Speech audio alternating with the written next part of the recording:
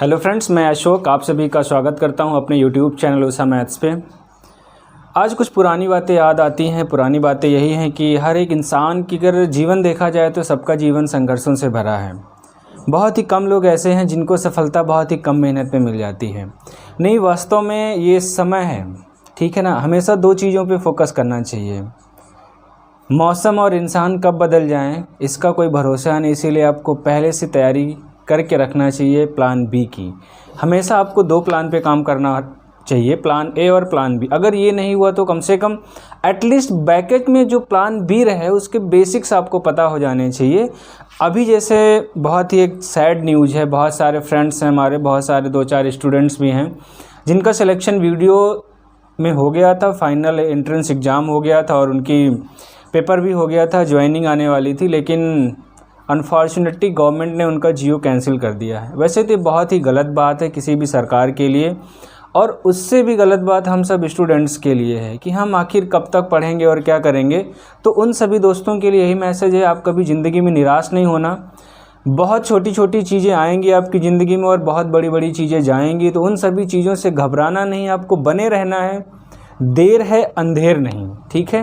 तो मेहनत करते रहेंगे ईमानदारी के साथ तो ज़रूर कुछ ना कुछ आपको ज़रूर अचीव होगा। और फिर से बड़ी सफलता के लिए आपको एक बार फिर से जुटना होगा, लड़ना होगा। तो जिन भी दोस्तों के साथ ऐसा हुआ है बिल्कुल भी निराश नहीं होंगे। फिर से वैकेंसी आएगी, अगर सरकार ने कैंसिल किया है तो फिर से वैकेंसी आएगी। हाँ, जो आपकी ज्वाइनिंग अभी हो जाती वो हो सकता है 1 साल या 1.5 साल बाद डिले हो, लेकिन फिर से लगेंगे और मेहनत करेंगे। मेरा पूरा विश्वास है कि आप एक बार फिर से अपने आप को साबित करेंगे कि नहीं, हम ही लोग असली हकदार थे इन सब चीज़ों के, और आप फिर से चयन पा सकेंगे। आइए आज हम लोग यहाँ पे एक नया चैप्टर स्टार्ट करते हैं। नया चैप्टर है रेशियो का। बहुत ही इंपॉर्टेंट टॉपिक्स है और हर एग्जाम्स में क्वेश्चंस आते रहते हैं, तो बहुत ही बेसिक से पढ़ते हैं और जितनी भी सारी चीज़ें हैं यहाँ पे हम लोग सीखते हुए चलेंगे। रेशियो एंड प्रपोर्शन, अनुपात और समानुपात।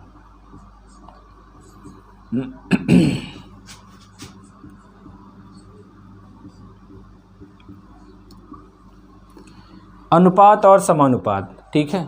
अगर अनुपात और समानुपात की बात की जाए तो सबसे पहली चीज़ तो हमें क्या जानना चाहिए, इन दोनों की नोटेशन क्या होती है, इन दोनों को कैसे प्रदर्शित किया जाता है, ठीक है। तो इन दो बातों को हम सीखेंगे अनुपात और समानुपात में, ठीक है। अगर हम सबसे पहले अनुपात की शुरुआत करें, बहुत ही बेसिक से समझते हैं। अनुपात के अगर हम नोटेशन की बात करें कि इसे हम कैसे प्रदर्शित करते हैं, तो नोटेशन हमारे पास क्या हो जाती है। नोटेशन पे या तो हम लोग क्या लिख देते हैं, a/b लिख दिया जाता है, या फिर एक नोटेशन ऐसे ही बना देते हैं। और अनुपात जो असली में लिखते हैं वो a/b, ऐसे भी हम इनको प्रदर्शित कर सकते हैं। इन 3 तरीक़ों से हम अनुपात को प्रदर्शित करते हैं, ठीक है।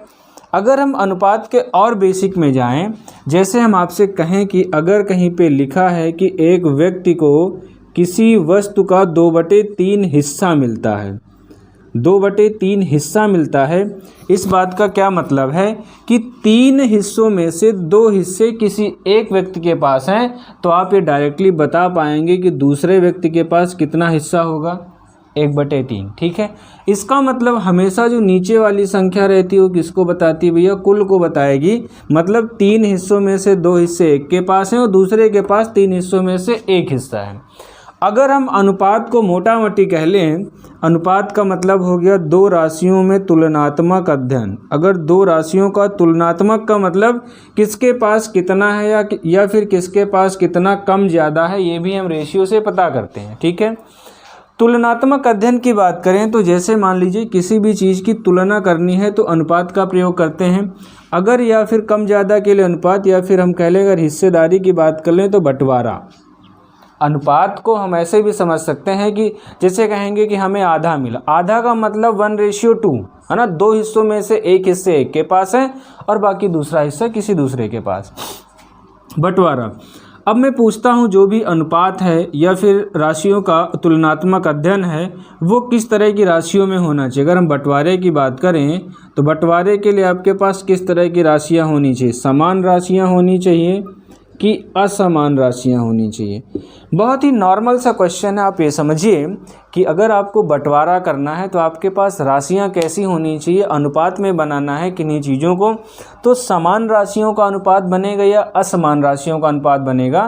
तो आप एक बार सोचेंगे, अगर मैं थोड़ा सा इसको एग्जाम्पल से रिलेट करूँ, मान लीजिए किसी के घर में बंटवारा हो रहा, बंटवारा में क्या क्या है, एक तरफ तो खेत हैं और दूसरी तरफ बर्तन है, ठीक है, एक तरफ खेत है दूसरी तरफ बर्तन है और कुछ कपड़ों का बंटवारा होना। इन तीन चीज़ों में हम अगर 3 भाई हैं और बंटवारा करना है, बंटवारा क्या ऐसा संभव है कि एक लोग खेत ले लें, एक लोग बर्तन ले लें और एक लोग कपड़े ले लें? भैया ऐसा कभी नहीं हो सकता। अगर ऐसा हो गया तो एक दूसरे की खोपड़ी फोड़ देंगे, है ना। मतलब ये वाजिब बंटवारा हो ही नहीं सकता। इसका मतलब बंटवारा होगा तो खेत में 3 हिस्से लगेंगे, बर्तन में भी 3 हिस्से लगेंगे और कपड़ों में भी 3 हिस्से लगेंगे।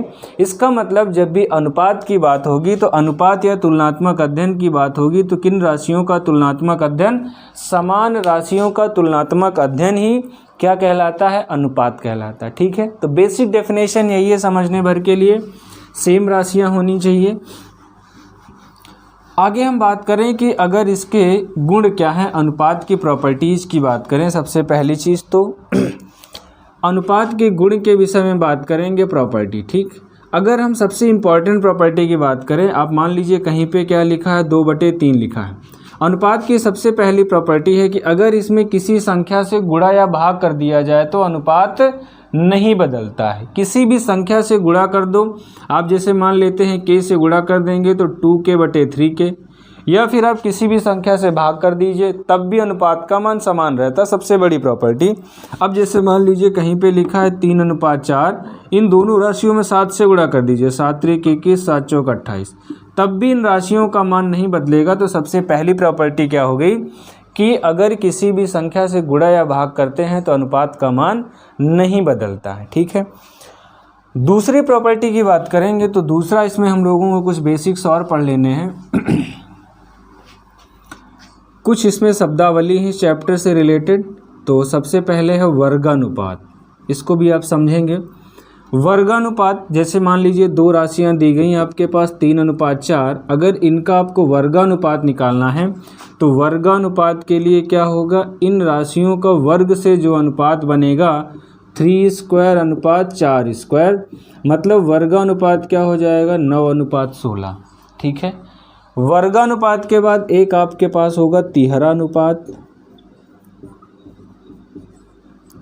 तिहरानुपात में क्या होता है, अब जैसे मान लीजिए आपके पास सेम राशियां हैं 3:4, अगर इसके तिहरानुपात की बात करेंगे तो इनका घन करने पर जो भी अनुपात होगा वो तिहरानुपात कहलाएगा। तो 27:64 क्या हो जाएगा, तिहरानुपात। देखिए, आप जिस भी एग्ज़ाम की तैयारी कर रहे हैं, या वनडे का एग्ज़ाम है या कोई भी एग्ज़ाम है जहाँ पे मैथ्स आती है, अगर किसी क्वेश्चन में छोटे छोटे सवाल पूछे जाते हैं, हम लोग यहाँ पे बेसिकली टेट और सुपर टेट के लिए या यूपी का कोई भी वनडे एग्ज़ाम है उसके लिए तैयारी कर रहे हैं। एसएससी में बहुत ही कम रेयर केस में क्वेश्चन आते हैं, या CHSL में पूछ लिया गया या फिर MTS में पूछ लिया गया, तो इस तरह के क्वेश्चन मिल सकते हैं वहाँ पर।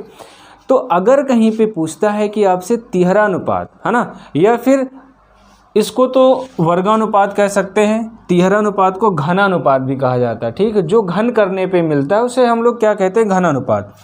एक हमारे पास इसमें अगर मान लेते हैं 3:4 दिया गया है, आपसे सवाल में कहा जाए आधा अनुपात ज्ञात कीजिए। अब आधा अनुपात का मतलब क्या हो गया, दी गई राशियों के वर्गमूल से, आधा अनुपात दी गई राशियों के वर्गमूल से, वर्गमूल क्या हो जाएगा √3, अनुपात क्या होगा √4, इसका मतलब √3:2, ये हमारा पास क्या हो जाएगा, आधा अनुपात। अगला होता तिहाई अनुपात। अगर हम 3 और 4 के तिहाई अनुपात की बात करेंगे तो इनके घनमूल के, ये बहुत ही बेसिक है, आप शब्दावली नोट कर लेंगे प्रॉपर। तिहाई अनुपात क्या होगा, इनके घनमूल का जो अनुपात होगा या क्यूब रूट का जो अनुपात होगा वो क्या होगा, हमारे पास तिहाई अनुपात होगा। जैसे एक छोटा सा क्वेश्चन अगर हम आपसे बात करें, तिहाई अनुपात आपसे पूछा जाए 27 और 64 का तिहाई अनुपात क्या होगा, 27 और 64 का तिहाई अनुपात। तिहाई अनुपात का मतलब हो गया जो इनका क्यूब रूट लेने पे मिलेगा वो तिहाई अनुपात होगा, इसका मतलब 3:4। ठीक है, अगला अगर हम इसमें एक और बात करें तो विलोमानुपात, ठीक है।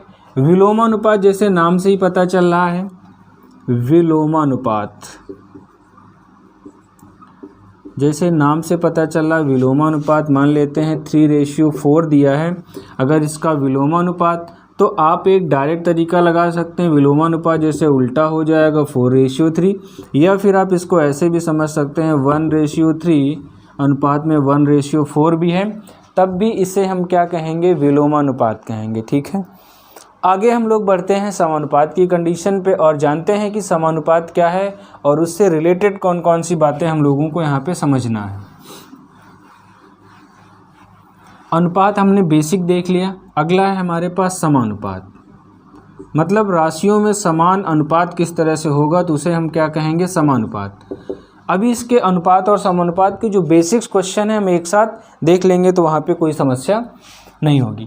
अगर हम समानुपात की बात करें, मतलब समान अनुपात, अब जैसे आप मान लीजिए दो राशियां अगर कहीं पे आपके पास दिया गया 2:3, अगर हम 2:3 को ऐसे लिख दें, यहाँ पे लिख दें 10:15 और आपसे पूछें क्या ये राशियां समान अनुपात में हैं, तो आप कहेंगे 2:3 लिखा, 5 दूनी 10 और 5 तियाँ 15, मतलब ये भी तो 2:3 ही लिखा, इसका मतलब ये राशियां समानुपात में हैं। या फिर आप ऐसे कह लीजिए 2/3 है और ये 10/15 है। अगर हमें पता करना है कि समानुपात में है या नहीं, पहले तो ये चेक कर लिए। एक तरीका ये कि आप 2:3 लिखा, यहाँ पर भी 2:3 आ जाए, समानुपात में है। अगर पॉसिबल नहीं है कि कैंसिल नहीं हो रही, तो आप इन संख्याओं को गुणा कर लीजिए। यहाँ पे कितना हो गया, 15 दूनी 30 और इधर भी आपका 30 आ गया। इसका मतलब ये दी गई राशियाँ किस अनुपात में, समानुपात में हैं। अगर हम इन राशियों की जगह पे आपका एक जनरल लिख दें, मान लेते हैं कोई अनुपात ए अनुपात बी दिया गया, दूसरा अनुपात क्या दिया गया, सी अनुपात डी। अगर आपको पता करना है क्या ये राशियाँ समानुपात में हैं, तो हम कैसे कर सकते हैं, इसका गुणा इधर कर लें, इसका गुणा इधर। इसका मतलब AD बराबर किसके हो जाना चाहिए, BC के। अगर ये कंडीशन मिल जाती है तो हमारे पास ये चारों राशियाँ समानुपात की कंडीशन में आ जाएंगी, ठीक है। आइए हम लोग बात करते हैं कि समानुपात का मतलब क्या है, समानुपात की जो शर्त है या फिर उसकी नोटेशन कैसे लिखते हैं। समानुपात की अगर नोटेशन की बात करेंगे, 4 राशियाँ हैं तो A अनुपात B समानुपात C अनुपात D, इस तरह से इसकी नोटेशन होती है, ठीक है। तो इसका मतलब क्या हो गया कि जो अनुपात A और B का होना चाहिए वही अनुपात C और D का होना चाहिए। अगर हम यहाँ पे बात करें कि समानुपात की शर्त क्या है, मतलब ऐसी कौन सी शर्त है जिससे हम ये जान पाएंगे कि दी गई राशियाँ समानुपात में हैं या नहीं। वैसे तो हम लोगों ने अभी सीख लिया कि अगर दो राशियाँ दी गई हैं A/B बराबर C/D, तो AD बराबर किसके होना चाहिए, BC के। अगर हम लोग यहाँ पे देखें समानुपात की कंडीशन में जब शर्त लिखी रहेगी तो बाह्य पदों का गुणनफल बराबर अंतः पदों के गुणनफल के, सेम वही बात आ जाती है, बाह्य पदों का गुणनफल मतलब बाहर वाले का बाहर से गुणा करो और अंदर वाले का अंदर से गुणा करो, अंतः पदों के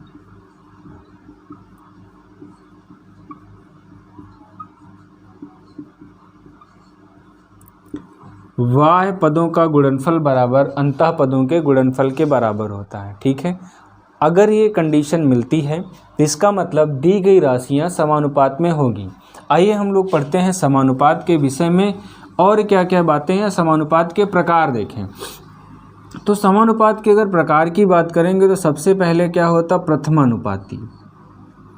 सबसे पहला क्या पढ़ना है, प्रथमानुपाती या फर्स्ट प्रोपोर्शन, ठीक है। अगर मैं आपसे बात करूं प्रथमानुपाती, जैसे अनुपात में पता है प्रथमानुपाती मतलब ऐसा कौन सा पहला अनुपात होगा जो बाकी राशियों के साथ समानुपात में हो जाएगा। अगर हम मान लेते हैं कि A, B और C दिया गया है और समानुपात के लिए हमारे पास 4 राशियां होनी चाहिए, तो ऐसा पहला कौन सा अनुपात होगा जिसमें पहले और A का अनुपात वही हो और B और C का वही अनुपात हो। अगर हम मान लेते हैं यहाँ पे पहला अनुपात हम मान लें कि X है, इसका मतलब जो अनुपात X और A का होना चाहिए वही अनुपात B और C का होना चाहिए। अगर ये समानुपात की कंडीशन में है तो इसका मतलब बाहर वाले का गुणा बाहर से करेंगे, अंदर वाले का अंदर से, तो X × C बराबर किसके हो जाएगा, AB के। तो प्रथमानुपाती क्या होगा, तीन राशियों का प्रथमानुपाती AB/C। तीन राशियों का प्रथमानुपाती क्या होगा? AB/C। अगर एक छोटा सा क्वेश्चन हम बात करें, 8 ऐसे क्वेश्चन मिल सकते हैं, 8, 5, 25 का प्रथमानुपाती ज्ञात कीजिए। 8, 5 और 25 का प्रथमानुपात। देखिए आपको ये बात रटना नहीं है, समझ लेना है कि आपने रट के बैठे हैं प्रथमानुपाती AB/C, द्वितीय अनुपाती ये, तृतीय अनुपाती है ना, आप रटेंगे नहीं। प्रथमानुपाती का मतलब ऐसा कौन सा पहले नंबर का अनुपात होगा जो इन राशियों के साथ समानुपात में करेगा। तो हम यहाँ पे मान लेते हैं कोई नंबर x है, तो 25 × x बराबर 8 × 5, तो आपका x का मान क्या हो जाएगा? या फिर आप इस फॉर्मूले का भी यूज कर सकते हैं, इसको मान लेते हैं ABC, तो कितना हो गया AB का मतलब 8 × 5 बटे में कितना हो जाएगा 25, तो 5 से 5 कट गया। तो इसका मतलब पहला ऐसा कौन सा अनुपात होगा जो बाकी राशियों को समानुपात में बना देगा, तो वो है आपका 8/5। ठीक, तो ऐसे छोटे छोटे क्वेश्चन है जो आपको एग्जाम्स में या प्रैक्टिस सेट में मिलते रहते हैं, तो बहुत ही बेसिक के साथ और एग्जाम के उस लेवल तक पढ़ रहे हैं हम लोग, जो सारे क्वेश्चंस आपके लिए इंपॉर्टेंट है। ठीक है, तो सारी क्लासें आपके लिए इंपॉर्टेंट है, कोई भी क्लास मिस नहीं करेंगे और वीडियो देखना शुरू करेंगे, लास्ट तक जरूर जाएंगे। क्योंकि अगर आप बीच में कुछ चीज़ छोड़ देते हैं तो फिर अगले वीडियो में जाएंगे तो हो सकता है कि आपको कुछ कॉन्सेप्ट छूट जाए, इस वजह से कुछ भी छूटने ना पाए, तो ईमानदारी के साथ पढ़ते रहेंगे। ओके, अगला है हमारे पास द्वितीय अनुपाती या मध्यानुपाती। प्रथमानुपाती आप समझ गए होंगे, जिनको भी डाउट है एक बार वीडियो बैक करेंगे, फिर से देखेंगे। अगली बात है द्वितीय अनुपाती। अगली बात है द्वितीय अनुपाती। इस द्वितीय अनुपाती को मध्यानुपाती भी कहते हैं। इस द्वितीय अनुपाती को क्या कहते हैं? मध्यानुपाती भी कहा जाता है। अच्छा, जैसे नाम से पता चला मध्यानुपाती, मतलब किन्हीं राशियों के मध्य का ऐसा कौन सा अनुपात होगा। मध्य का अनुपात हम मान लिए x है, मध्यानुपाती का मतलब बीच वाला, मध्य वाला। इसका मतलब जो अनुपात a और x का होना चाहिए वही अनुपात x और b का होना चाहिए। अगर इसको आप समानुपात की कंडीशन में लिखेंगे तो कैसे लिखेंगे? a/x समानुपात x/b, यही कंडीशन तो होगी। इसका मतलब बाहर वाले का बाहर से गुणा, अंदर वाले का अंदर, ये समानुपात की शर्त है, कंडीशन है। इसका मतलब x² बराबर क्या हो जाएगा? AB, x बराबर क्या हो गया? √AB। इसका मतलब किन्हीं भी दो राशियों का मध्यानुपाती उनके गुणनफल के वर्गमूल के बराबर है। जैसे एक छोटे से क्वेश्चन की बात करें, 9 और 15 का मध्यानुपाती ज्ञात कीजिए। 9 और 15 का 9 और 15 का मध्यानुपाती। ठीक है, तो 9 और 15 का मध्यानुपाती क्या हो जाएगा? मध्यानुपाती का मतलब √AB, तो √ ये, तो 3 बाहर आ जाएगा, 3√50 ये। ठीक है, तो ये बहुत ही छोटे छोटे क्वेश्चन हैं, आप पढ़ते रहिए। हम लोग यहाँ पे प्रॉपर सारी चीज़ें जो भी टॉपिक शुरू कर रहे हैं लास्ट तक जा रहे हैं, लेकिन कुछ बच्चों की डिमांड थी कि सर एक टॉपिक ख़त्म होने में थोड़ा सा समय लग रहा है। मुझे भी ऐसा रियलाइज़ हुआ कि हम लोग महीने में 1 या 2 ही टॉपिक ख़त्म, ठीक है, कर पा रहे हैं, इसलिए रैंडम टॉपिक्स का सिलेक्शन किया जा रहा है। अभी हम लोगों ने लाइन्स एंड एंगल्स में ख़त्म किया, ज्योमेट्री का बेसिक पोर्शन ख़त्म किया, और लाइन्स एंड एंगल्स के इंपॉर्टेंट क्वेश्चन। अभी हम लोग रेशियो पढ़ रहे हैं। रेशियो में हम लोग बहुत ही जल्द इस चैप्टर को कवर कर लेंगे, क्योंकि ये चैप्टर थोड़ा छोटा भी और सिलेक्टेड कंटेंट है, इस वजह से इसके बाद हम लोग परसेंटेज उठाएंगे या फिर कुछ और टॉपिक लिया जाएगा, आपकी सुविधा अनुसार जो आप कहेंगे। द्वितीय अनुपाती या मध्यानुपाती की बात हो गई।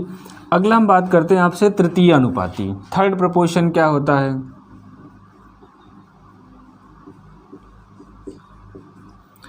जैसे नाम से पता चला, तृतीय अनुपाती मतलब तीसरे नंबर का ऐसा कौन सा अनुपात है जो राशियों के साथ समानुपात में आएगा। अगर हम अनुपात की बात करें या समानुपात की बात करें तो इसका मतलब जो अनुपात a और b का होना चाहिए वही अनुपात b और x का होना चाहिए। x का मतलब ही है तीसरे नंबर का अनुपात। जैसे नाम से पता चला तृतीय अनुपाती मतलब तीसरे नंबर का ऐसा कौन सा अनुपात होगा जो a और b का सेम अनुपात हो, वही अनुपात b और x का। अगर इसको समानुपात की कंडीशन में लिखेंगे तो a/b समानुपात क्या हो जाएगा? b/x। ठीक है, समानुपात की कंडीशन क्या है? बाह्य पदों का गुणनफल मतलब बाहर वाले का बाहर से गुणा अंदर वाले का अंदर से, तो ax बराबर क्या हो जाएगा? b²। तो x बराबर क्या हो गया आपके पास? b² बटे a। अगर इसमें क्वेश्चन की बात करें किस तरह का क्वेश्चन आ सकता है, तो क्वेश्चन आपसे पूछा जा सकता है 12 और 30 का तृतीय अनुपाती ज्ञात कीजिए। 12 और 30 का तृतीय अनुपाती, तो b² का मतलब क्या हो गया 30 गुणे 30 और बटे में क्या हो जाएगा a। इसको कैंसिल कर लेंगे, 2 से काटेंगे 6 और 15 आ गया, फिर 3 दूनी 6, 3 पची 15, फिर 2 से काटेंगे 15 तो 15 पची 75। तो इस तरह के छोटे छोटे क्वेश्चंस आपको मिलते रहेंगे, तो आप सीखते रहें यहाँ पे। अगला है हमारे पास चतुर्थानुपाती। अगली कौन सी बात है, चतुर्थानुपाती।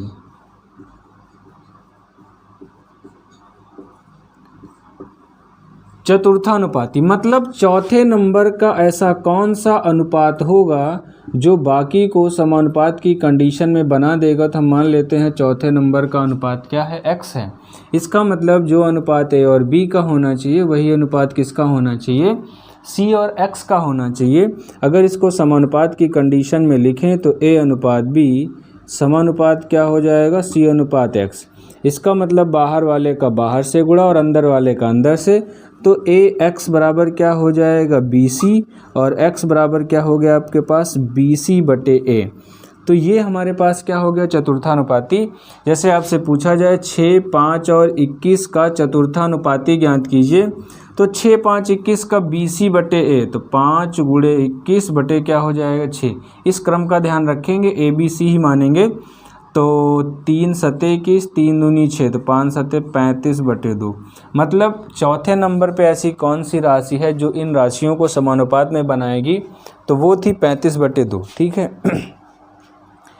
तो इस वीडियो में हम लोगों ने इस टॉपिक का जितना भी बेसिक है वो समझ लिए।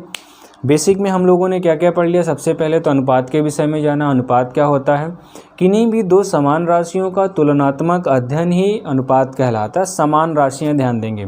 उसके बाद हम लोगों ने क्या पढ़ा कि रेशियो की प्रॉपर्टीज़ क्या है। तो सबसे पहली प्रॉपर्टी क्या थी, अगर किसी भी संख्या से गुणा या भाग कर दिया जाए तो अनुपात नहीं बदलता है। दूसरा हम लोगों ने पढ़ा था वर्गानुपात क्या होता है, जिनका वर्ग करने से अनुपात मिले वर्गानुपात कहते हैं। तिहरानुपात क्या था, जो दी गए रेशियो को घात 3 में बना दे उसे तिहरानुपात कहेंगे। उसके बाद हम लोगों ने पढ़ा था आधानुपात किसे कहते हैं। आधानुपात का मतलब क्या हो गया, उनके वर्गमूल का जो अनुपात होगा वो आधानुपात के बराबर होगा। अगली बात हम लोगों ने पढ़ा था तिहाई अनुपात। तिहाई अनुपात का मतलब जो अनुपात दिया रहेगा उनके घनमूल का जो अनुपात होगा वो तिहाई अनुपात के बराबर होगा। एक बात हम लोगों ने और पढ़ी थी इसमें, विलोमानुपात। विलोमानुपात मतलब जो राशियों को उल्टा करने पे मिलेगा उसे हम क्या कहेंगे, विलोमानुपात कहेंगे।